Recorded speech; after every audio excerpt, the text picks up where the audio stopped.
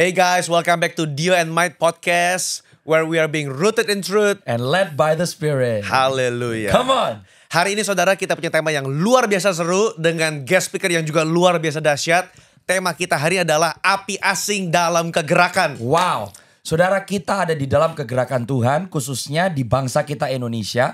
Dan hari ini tamu spesial kita adalah Pastor Leonardo Syamsuri.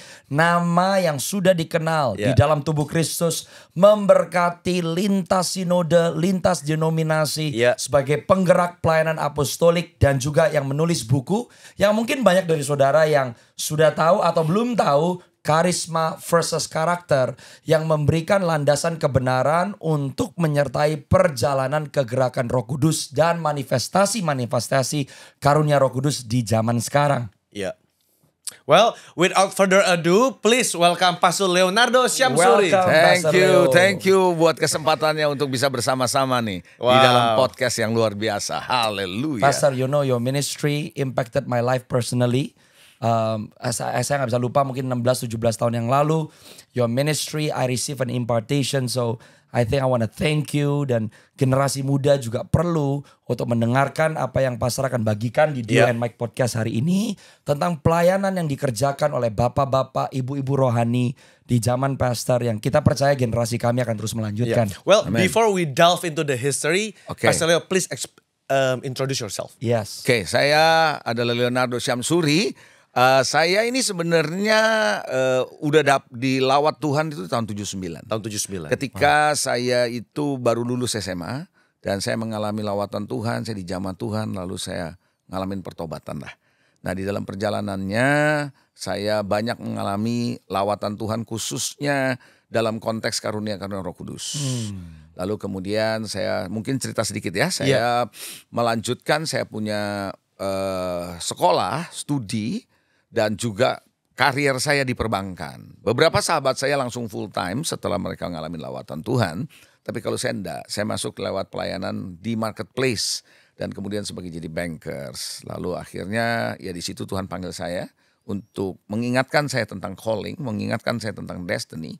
Dan kemudian saya meninggalkan perbankan. Berapa lama, Pastor, kalau boleh tahu, kerja di perbankan sampai Tuhan panggil masuk ke dalam saya calling? Bekerja di perbankan hampir 16 tahun, 14 sampai 16 tahun. Jadi 14-16 tahun itu saya banyak belajar justru di marketplace. Bagaimana firman Tuhan itu diimplementasikan dalam marketplace. Dan apa saja orang-orang marketplace sebenarnya yang dibutuhkan oleh mereka, diperlengkapi di dalam pekerjaan mereka sehari-hari. Di situ saya banyak belajar. Jadi saya banyak dibentuk untuk tidak despise, tidak menganggap enteng orang-orang yang bekerja di dalam dunia kerja sebagai orang Kristen. Tantangannya memang tidak mudah gitu loh. Sehingga bagaimana kita sebagai pemimpin harusnya bisa melengkapi mereka. Instead of kasih tahu, oh kamu gak boleh gini, itu kan gampang kalau ngomong begitu kan gitu ya. Nah, sampai singkat cerita pada akhirnya dari situlah saya meninggalkan perbankan. Dan akhirnya saya mulai dengan pelayanan saya. Dan dimulai pertama kali adalah sekolah pelatihan apostolik. Wow. Sekolah pelatihan apostolik atau yang namanya Smart Center. Sekitar tahun berapa itu, Pastor? Itu tahun 2000-an. Tahun 2000-an. Apakah Pastor waktu itu pelayanan pelatihan apostolik yang Pastor prakarsai, apakah itu salah satu awal-awal kegerakan apostolik di Indonesia dalam konteks training dan juga perlengkapan kepada pemimpin-pemimpin?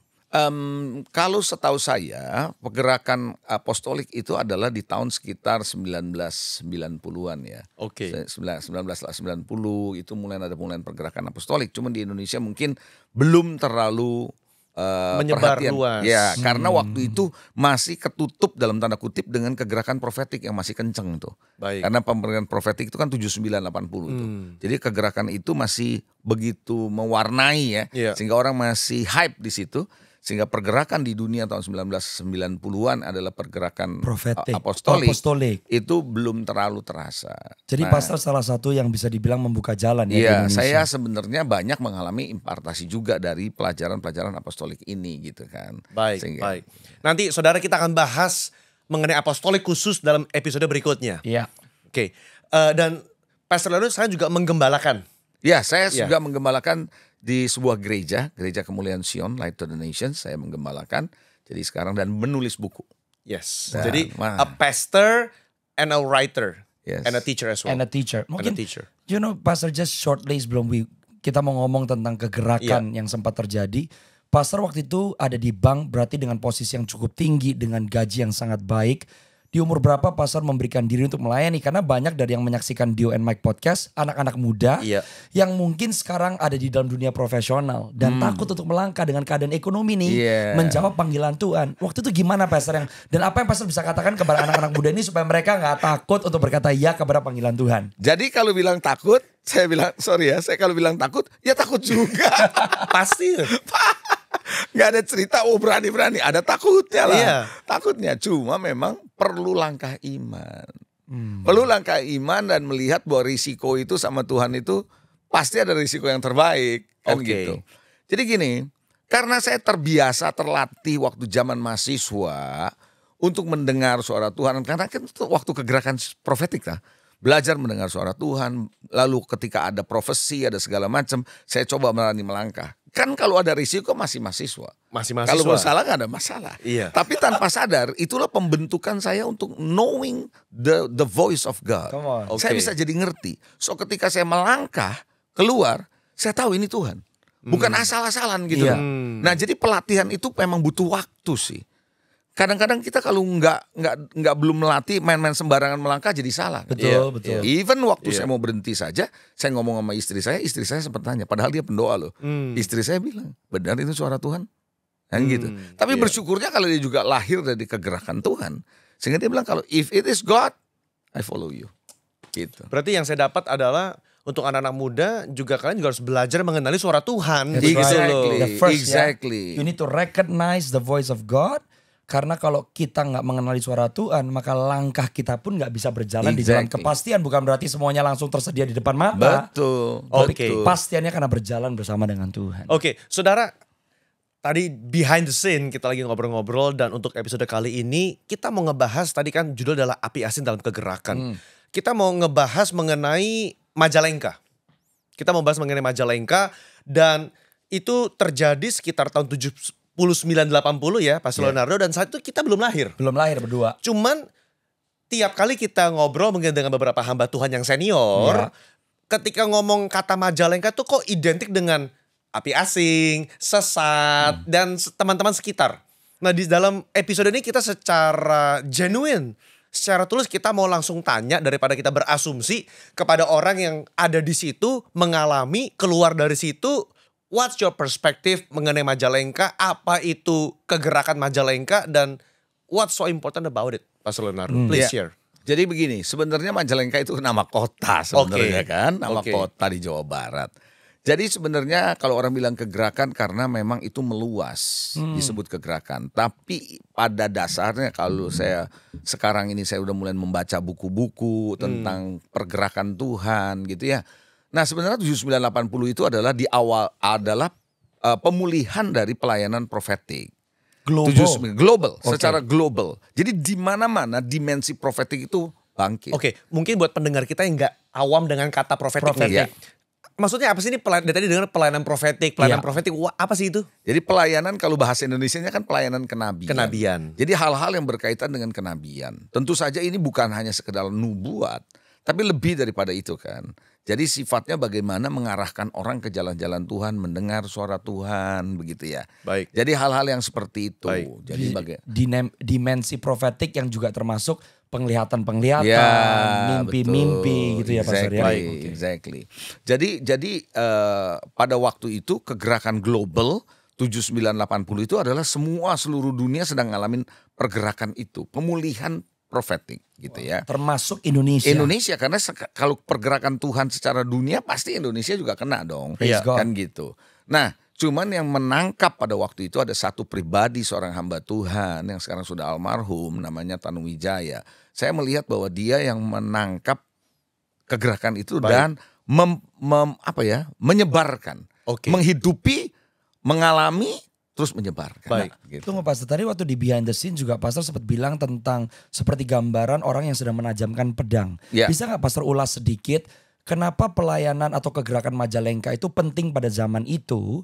Karena seperti itu menghidupkan sesuatu yang pernah ada tapi hilang. Nah jadi pemirsa hari ini yang menyaksikan harus tahu bahwa kenapa sih kita membahas kegerakan ini? Supaya teman-teman semua tahu bahwa Roh Kudus itu bekerja loh di bangsa kita. dan dia belum berhenti bekerja, tapi kita perlu tahu apa yang pernah Roh Kudus lakukan dan apa yang kita bisa pelajari Untuk kegerakan ke depan. Yes. Oke. Iya, jadi sebenarnya gini, kan semua itu sebenarnya Tuhan sudah ada. Kan nothing new under the sun. Betul. sebenarnya. Semua pergerakan itu sebenarnya sudah ada. Iya. Dan mungkin karena nggak pernah dipakai, nggak pernah digunakan, nggak pernah dikembangkan. Jadi saya umpamakan seperti pedang yang sudah tumpul atau kotor. Nah, ada seseorang yang menangkap pas kegerakan Tuhan ini terjadi, diambilnya kembali dan diasah kembali. Baik. Sehingga dihidupkan lah kalau ada yang orang bilang kan Baik, begitu. baik. Sehingga dengan begitu orang mulai bisa melihat, oh kegerakan profetik tuh kayak gini, nubuat tuh kayak gini, Baik. penglihatan tuh kayak gini gitu. Sebelumnya kan orang nggak tahu Baik. gitu. Contoh Pastor, apa yang terjadi waktu itu yang betul-betul membuka mata gereja? Contoh-contoh yang terjadi di Majalengka waktu itu sebagai tanda kehidupan kembali dari dimensi profetik ini. Sebenarnya saya sebagai seorang mahasiswa diawali dengan lawatan dari Holy Spirit itu sendiri. Jadi sebenarnya banyak nggak ngalamin orang-orang ngalamin pertobatan? Banyak, nggak sedikit orang ngalamin pertobatan. Khususnya di kalangan-kalangan mahasiswa di umuran saya. Pada zaman itu. Zaman itu. So Jadi, zaman itu Pastor Leonardo mahasiswa. mahasiswa. Oke. Saya sebagai seorang mahasiswa. Oke. Bahkan baru masuk mahasiswa, Oke. lulus SMA. Apa yang terjadi? Jadi pergerakan itu banyak anak-anak muda bertobat, ngalamin Tuhan. Ketika disampaikan pesan-pesan Tuhan kepada orang-orang yang baru sama sekali. Latar belakang bukan Kristen sekalipun. Dia ngalamin Tuhan, bertobat, nangis. Di kampus-kampus nih. Bukan di kampus, di satu tempat. Di satu sebuah tempat. rumah. Oke, Lalu sebuah akhirnya dari rumah. situ nyebarlah ke kampus-kampus. Baik. Diawalinya dari situ, rumah itu. Nah dari rumah itu kemudian orang-orang didoain, nangis, penuh Roh Kudus, ngalamin baptisan Roh.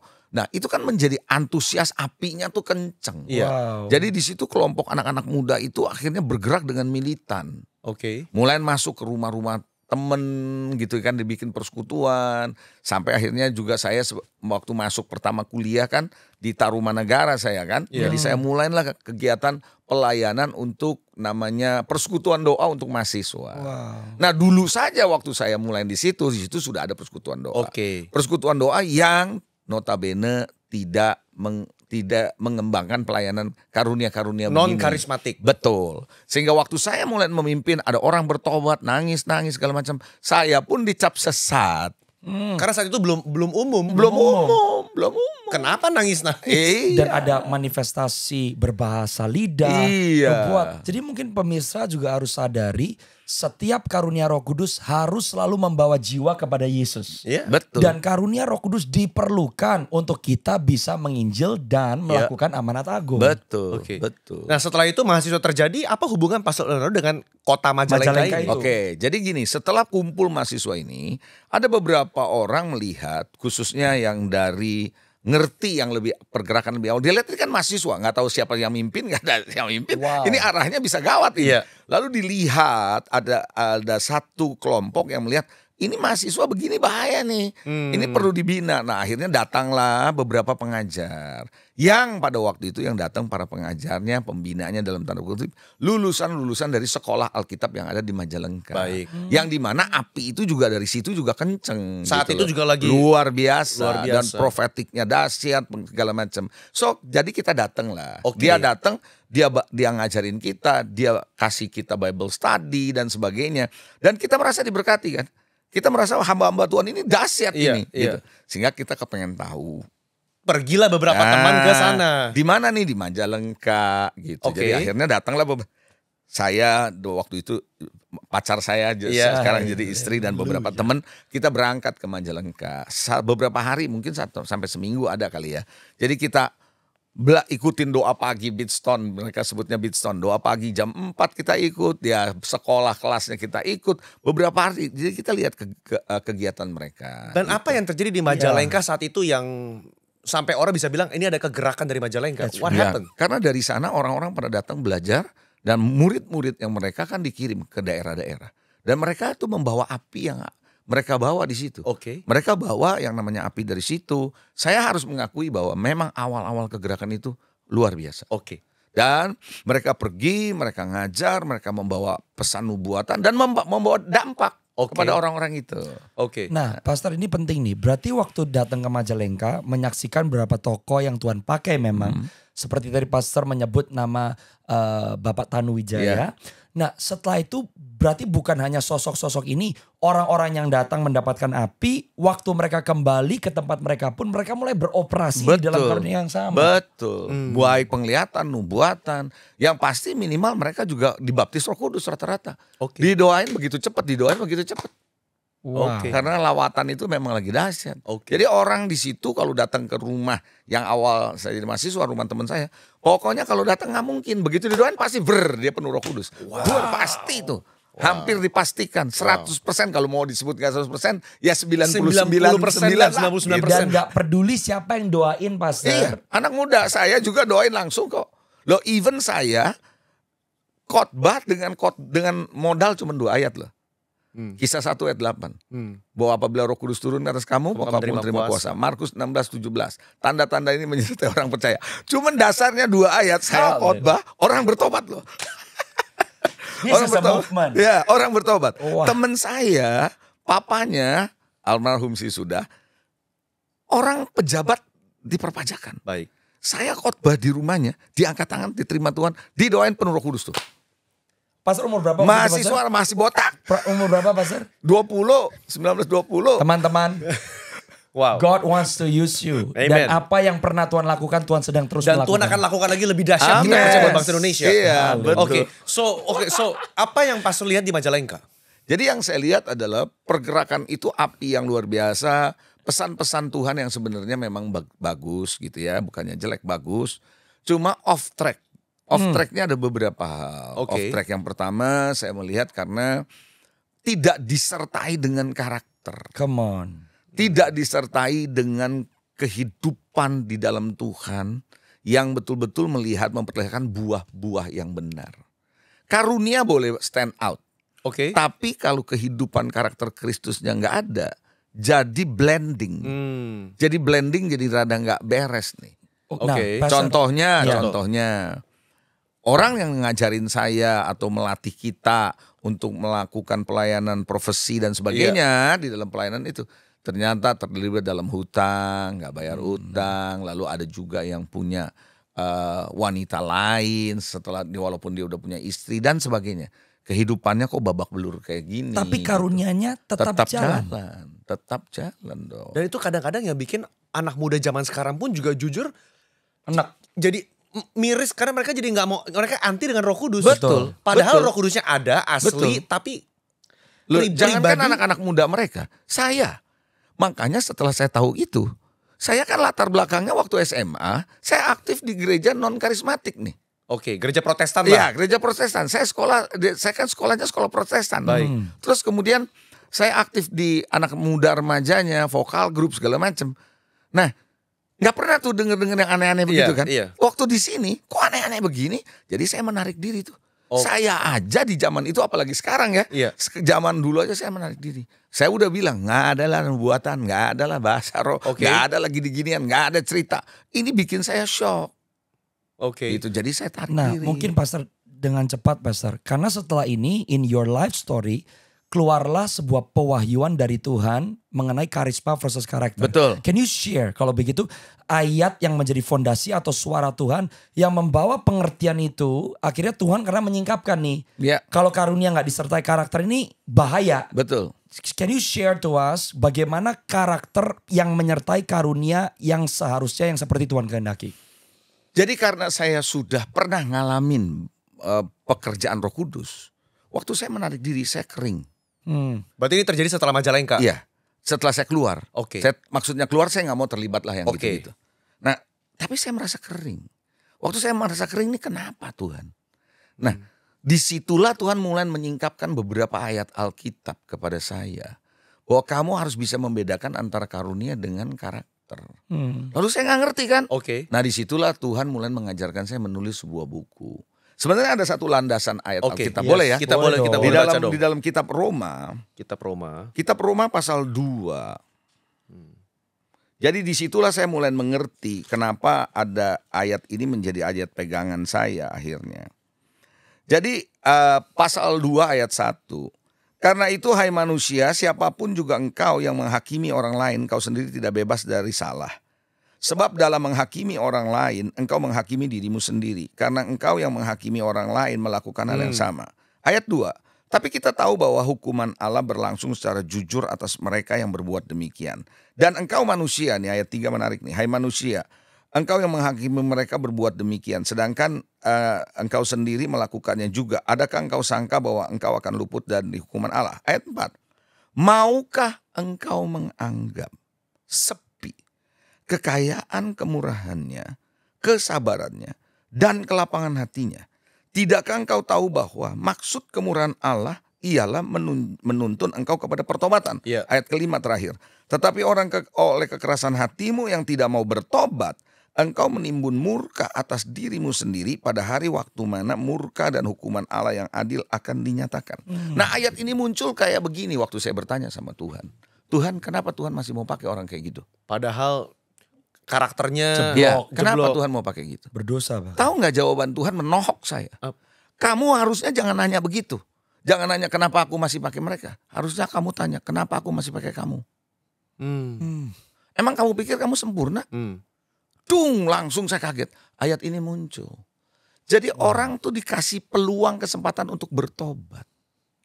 Makanya Tuhan masih pakai dia bukan berarti Tuhan mengokekan perbuatannya. Tapi Tuhan kasih kesempatan. Tapi Tuhan kasih kesempatan. dalam kelapangan hatinya Iya. untuk kamu bertobat. Bertobat, tapi you nggak mau bertobat, nanti bara api masuk ke kamu. Wow, tunggu Pastor. Berarti you are saying, dan ayat ini menunjukkan bahwa bahkan di dalam pemakaian Tuhan pun, pemakaian Tuhan menjadi alat Tuhan membawa kita menghidupi pertobatan yang sejati. Yes, yes. Dan kalau kita ngelihat, ya oke, sekali lagi saya nggak hidup pada zaman Betul, Majalengka saya juga begitu. nggak. Dan setelah Majalengka ada banyak kejadian-kejadian di mana apalagi sekarang kita ngeliat hamba-hamba Tuhan pada berjatuhan. yes. Apalagi di dunia barat. Betul, betul, Kan anak muda bertanya, kenapa kok mereka dipakai Tuhan luar biasa? betul, Tapi jatuh. betul. Nah kalau gitu Pastor, pertanyaannya adalah, mungkin ada orang berpikir, well karunia Tuhan beroperasi kok. Iya. Saya bisa pelayanan kok. Bagaimana untuk kita bisa ada di dalam kesadaran diri tentang karakter ini yang perlu ada dalam hidup kita. Karena ada satu ayat Alkitab bilang, the gift of God is irrevocable. Yes. The gift of God is without repentance. Iya. Di dalam satu lagi terjemahan yang lain. Iya. Betul. Jadi karunia kalau Tuhan sudah berikan, dia tidak bisa tarik lagi. Dia tidak akan tarik lagi. Irrevocable itu kan dia tidak akan balikin lagi. Dia Iya. udah kasih. Iya. Karena dia mengasihi kan. Iya. Gitu. Tinggal sekarang pembentukan karakter harus jalan sama dia. Hmm. Kalau lu nggak membentuk, itu karunia masih jalan. Dan sometimes kita berpikir karena kita dipakai di dalam karunia dan masih aja jalan walaupun hidup dalam dosa, kita yang tertipu. Tuhan masih setuju sama saya. Tuhan masih oke sama saya. Nggak oke. Iya. Dia nggak oke dengan hidup. Makanya kenapa banyak hamba Tuhan yang dipakai Tuhan jatuh kan begitu. Dan kenapa menurut saya sebuah kegerakan stop. Betul. Ya. Kenapa sebuah kegerakan stop? Karena ya itu. Akhirnya dikamiri sama tangan manusia sendiri. Kedagingan. Kedagingan. Api asing. Api asing. Masuk api asing jadinya. Itu api asing. Iya, jadi api asingnya adalah istilahnya rotted gitu ya, corrupted iya. of the being. Come on. The beingnya nggak ada nih gitu loh, Iya. nggak dibangun. Iya. Kita cuma mau doingnya aja. Karena ada yang bahasa Inggris kan bagus, human being bukan human doing. Iya. Iya betul. Gitu. The being is corrupt. Iya, jadi corrupted ini karunia Tuhan itu nggak irrevocable terus jalan. Iya. Makanya kenapa Lucifer sampai hari ini juga bisa menipu orang karena karunia masih ada. Iya. Gitu. Iya, iya. Iya kan? Nah disitulah Tuhan mengajar saya menulis buku Karisma Karakter. Di situ saya menjelaskan walaupun tipis bukunya, kenapa orang masih bisa dipakai Tuhan. Itu gara-gara tuh saya nanya gitu loh, Tuhan kenapa Tuhan masih pakai gitu? Gak ada yang sempurna, Tuhan pakai siapa yang ada. Wow. Iya. Tapi Tuhan kasih kesempatan untuk bertobat. Oke. Gitu loh. Dan oke. Jadi Majalengka itu ada nubuatan, ada penglihatan, Yes. Kesembuhan. kesembuhan ada. Yes. Mujizat juga ada. Banyak hal-hal yang terjadi mereka. Kan gitu. Oke, karunia Roh Kudus itu pokoknya kita lihat itu ada. Yes. Penting, perlu. Dan yang memberhentikan sebuah kegerakan setidaknya dari tadi kita mendengarkan adalah ketidakadanya karakter. Betul. Yes. Berarti Dari imbalance. orang-orang yang dipakai Tuhan. That's right. Itu menjadi pembelajaran buat kita hari ini. Yes. Yes.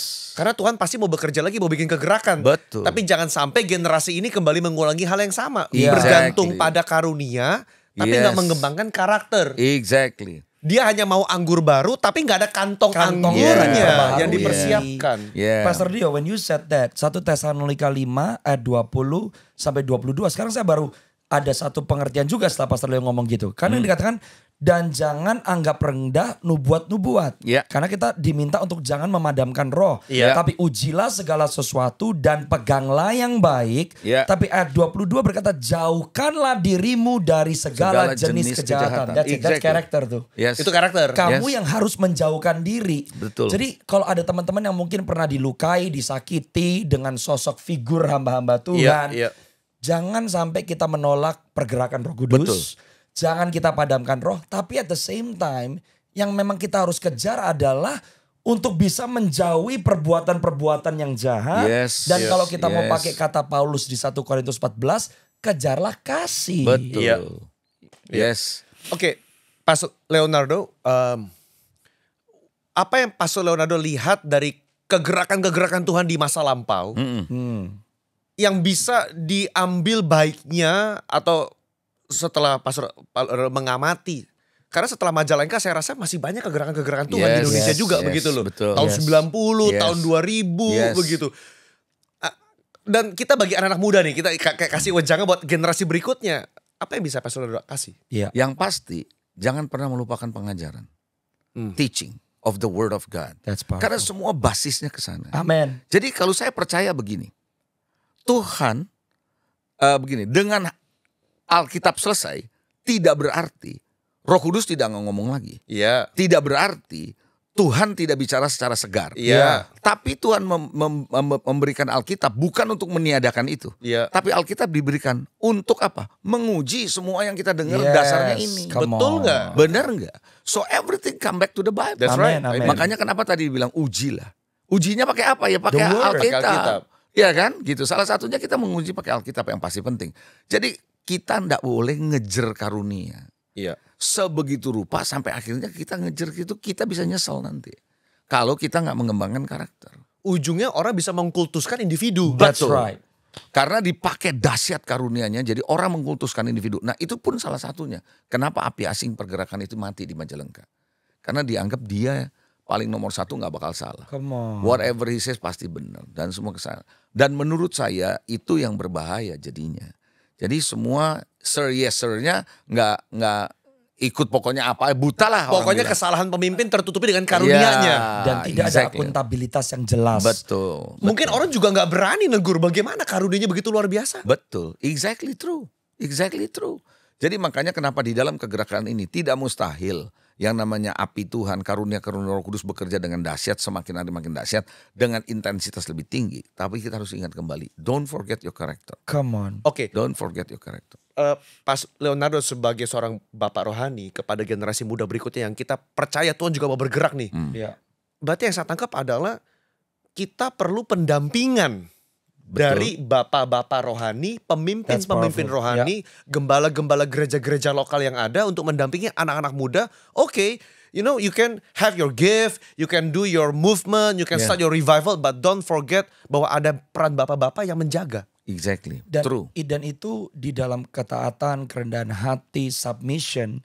That's part of the track of the building of Christ's character in Exactly us. true. Exactly true. Pastor, berarti in the last few minutes dengan jelas mungkin yang kalau hari ini setelah menonton episode ini baru pertama kali mendengar apa yang Tuhan pernah lakukan di Majalengka, berarti ada buah dari pergerakan Roh Kudus itu, tapi ada pembelajaran Iya. yang harus kita terima Iya. supaya generasi yang akan datang tetap melanjutkan apa yang Tuhan lakukan dari generasi lepas generasi, tapi supaya kita pun tidak mengulangi kesalahan yang pernah dilakukan. Yes, mungkin saya bisa tambahkan sedikit begini.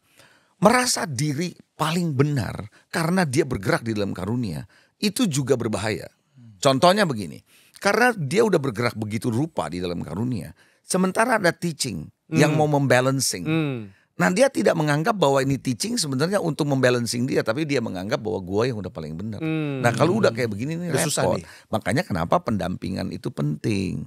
Sehingga pendampingan itu buat yang mature, yang lebih ngerti, yang sudah tahu jatuh bangunnya terperosok di Iya, situ, iya. tidak mengulangin lagi kan. Gitu loh. Nah ini perlu ada teaching yang membuat mereka dilihat dari sisi pengajaran juga mesti ada. Ada orang yang mengoreksi. Itu penting tuh.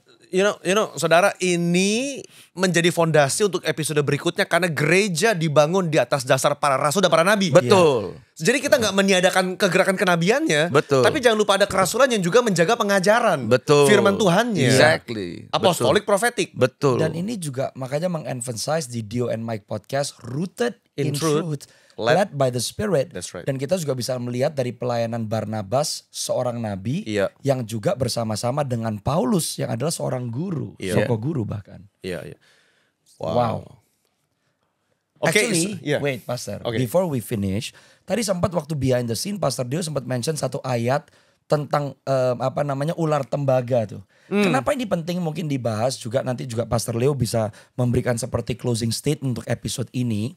Karena tadi Pastor Dio memberikan sebuah contoh yang sangat baik di mana ada sebuah tugu nih ya. Iya. Tugu yang menyatakan kuasa kesembuhan Tuhan. Iya. Tapi mungkin nggak banyak yang tahu what did the Israelites do yang akhirnya sesuatu yang baik dimulainya dari Tuhan sesuai perintah Tuhan berakhir menjadi sebuah idol di tangan Iya. manusia. Jadi kalau saudara ingat bahwa saat itu terjadi Tuhan marah besar dengan orang-orang Israel.